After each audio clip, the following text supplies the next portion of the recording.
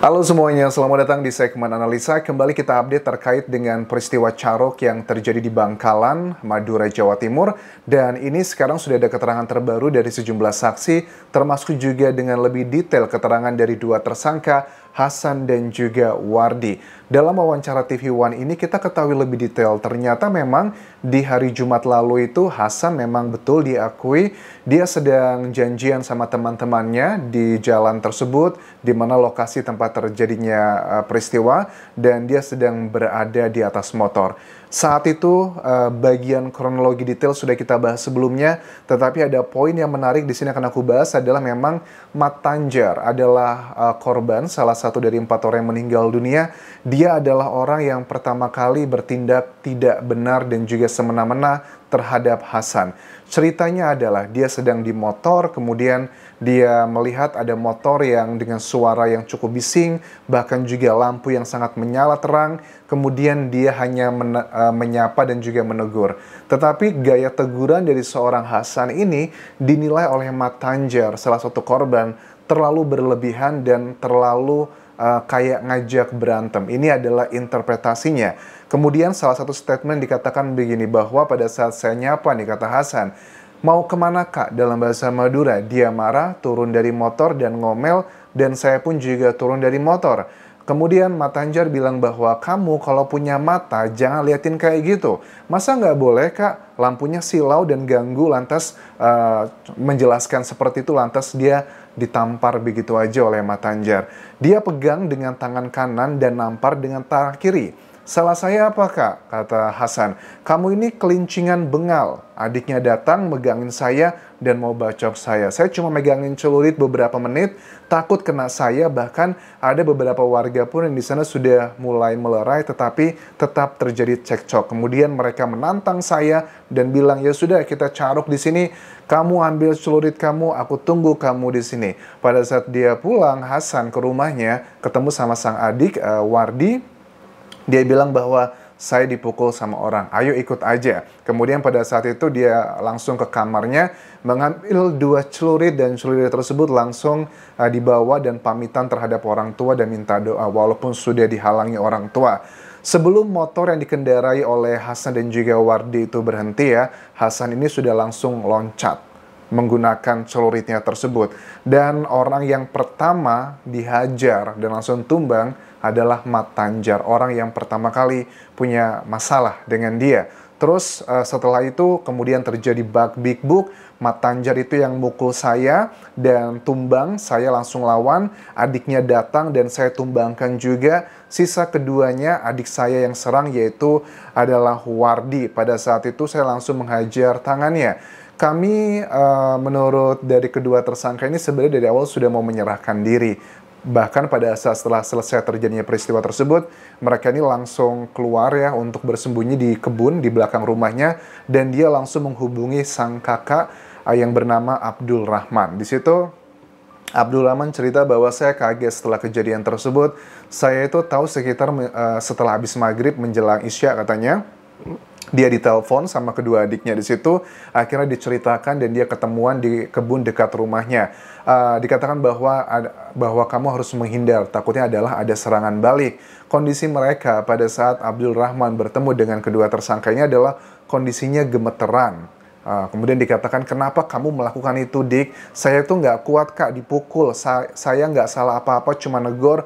Mau kemana kak? Pas nanya dia turun dari motor, mukul dan maki-maki saya. Kemudian setelah mereka bersembunyi beberapa waktu, mereka kemudian kembali ke rumah orang tua, pamitan dengan istri dan juga anak-anaknya di sana, serta ibunya menangis karena bagaimanapun juga mereka memang sudah ada niatan baik untuk menyerahkan diri ke pihak kepolisian, tetapi karena memang kondisinya sedang chaos seperti itu. Kalian tahu, menurut keterangan Hasan di sini bahwa pada saat dia datang setelah kembali dari rumah untuk mengambil celurit tersebut, itu ada sekitar 10 orang yang ada di TKP, dan ini linear ya dengan keterangan sejumlah saksi di sebelumnya yang mengatakan bahwa total 10 orang itu semuanya itu adalah grup dari korban. Dan 5 orang itu yang ngelawan 2 orang. Artinya ini pertarungan antara 5 orang dengan 2 orang. Dan 5 orang lainnya, walaupun mereka itu tidak bertarung secara langsung, tetapi ya dalam tanda kutip ini adalah dugaan keroyokan ya.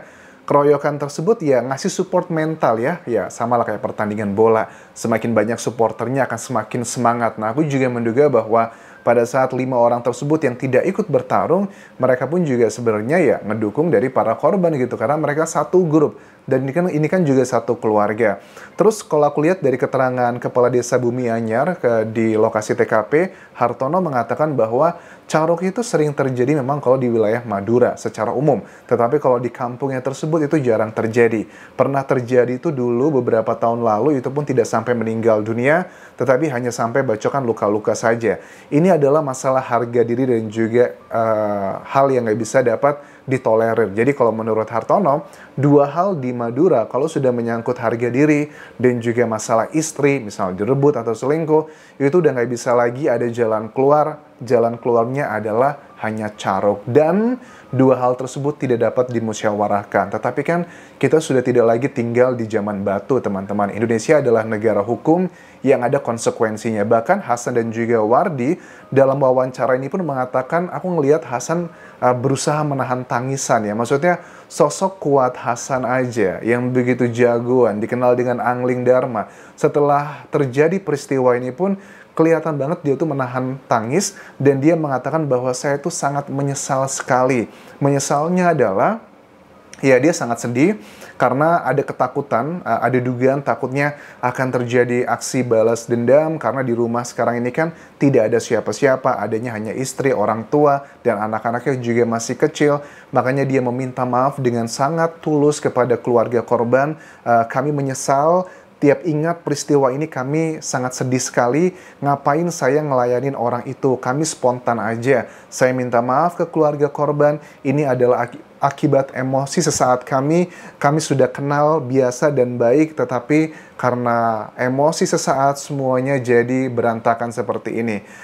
Kapolres Bangkalan AKBP Febri Ismanjai juga mengatakan sekali lagi dengan tegas, pasal yang dikenakan adalah pasal 340 pembunuhan berencana atau pasal 338 ini adalah yang spontanitas. Dikatakan bahwa seharusnya pelaku di saat dia disuruh balik untuk mengambil celurit di rumahnya, itu kan nggak perlu kembali lagi ke TKP. Ibu pelaku pun sudah sempat menghalangi, tetapi si pelaku tetap kekeh untuk melaksanakan aksinya seperti itu.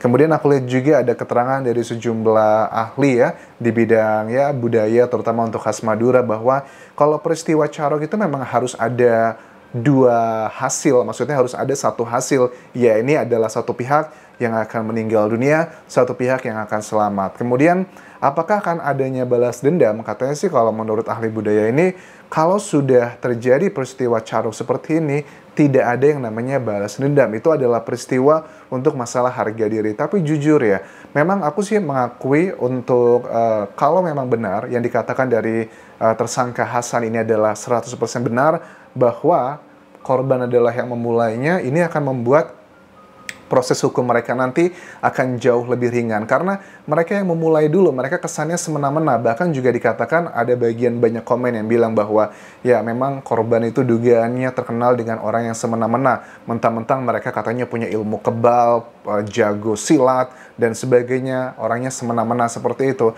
Tetapi ya samalah teman-teman, kalau semua orang yang jahat sama kita, lantas kita balik, jahatin balik, bahkan dengan langsung dihabisi, ya apa kabar dunia ini? Ya samalah. Setiap orang kan punya kekuatannya masing-masing. Mungkin saat kita diberikan kekuatan ekonomi, kekuatan fisik, kekuatan jabatan, pada saat kita mendapatkan perlakuan tidak baik dari orang lain, apakah kita gunakan kekuatan kita ini untuk benar-benar menghabisi orang tersebut dengan segala daya yang kita miliki? Jujur, ini akan menjadi perdebatan. Tentunya banyak teman-teman yang bilang bahwa ya nggak apa-apa dong Anjas, ini adalah harga diri gitu. Well, tetapi si pelakunya aja, Hasan, kalau dia bisa memutar kembali waktu, dia tidak akan melayaninya, dia akan membiarkan begitu saja. Tetapi ini kenapa aku bahas teman-teman, agar peristiwa ini tidak terjadi lagi. Yang namanya penyesalan itu terjadi di belakangan. Kalau di awal itu namanya adalah pendaftaran. Jadi pelajaran dari Hasan dan juga Wardi, mudah-mudahan tidak ada lagi peristiwa seperti ini. Dan secara pribadi aku pun tidak berharap bahwa mereka akan diberikan hukuman yang 340. tapi mudah-mudahan adalah pasal yang spontanitas, pasal 338, dengan hukuman adalah maksimal 15 tahun penjara. Karena mereka ini orang baik, ada hal yang meringankan juga. Ya, memulai bukanlah mereka, itu yang pertama. Yang kedua adalah mereka adalah tulang punggung keluarga, mereka berkelakuan baik, mereka belum pernah melakukan tindakan kriminal sebelumnya. 4 hal tersebut menurut aku akan sangat ngebantu dalam proses sidang nanti. Mereka akan mendapatkan keringanan. Kalau seandainya nih ya, mereka kena pasalnya yang spontanitas, mungkin 15 tahun penjara, dipotong remisi, ini dan itu. Mungkin mereka actual menjalankan, kalau mereka berkelakuan baik, mungkin hanya 8-10 tahun. Tentunya tidak bermaksud untuk tidak simpati atau prihatin dengan keluarga dari keempat korban. Mereka juga pasti sangat sedih, tetapi ini adalah bagian yang gak bisa kita kontrol, dan hukum itu bukanlah sebagai alat balas dendam. Ini mudah-mudahan bisa menjadi pelajaran untuk semuanya. Terima kasih sudah menonton, dan menurut kalian, apakah Hasan dan juga Wardi itu layak mendapatkan yang spontanitas, bukan yang berencana? Kalian bisa tuliskan di kolom komentar video ini termasuk dengan alasannya. Kalau menurut aku, dari sekian cerita yang sudah kita bahas, sepertinya mereka akan mendapatkan yang spontanitas. Tapi itu adalah keyakinan kita ya. Kita nggak tahu keyakinan hakim nanti di persidangan, karena dalam persidangan hanya keyakinan hakim yang bisa diikutkan sebagai landasan untuk memberikan vonis. Kalau keyakinan masyarakat biasa kayak kita, itu tidak bisa. Tetapi dengan viralnya kasus ini, you know, di Indonesia, no viral, no justice. Aku melihat kalau ini viral, banyak yang ngebela. Aku yakin hakim pun juga akan mendengarkan suara dari masyarakat, apalagi juga dengan keterangan ahli dari ahli budaya yang memberikan statement bahwa ya Carok itu harus ada yang meninggal, salah satunya. Artinya ini bisa dikategorikan sebagai untuk melindungi diri sendiri. Kalau dia yang nggak meninggal, ya aku yang akan meninggal. Terima kasih sudah menonton. Sampai jumpa.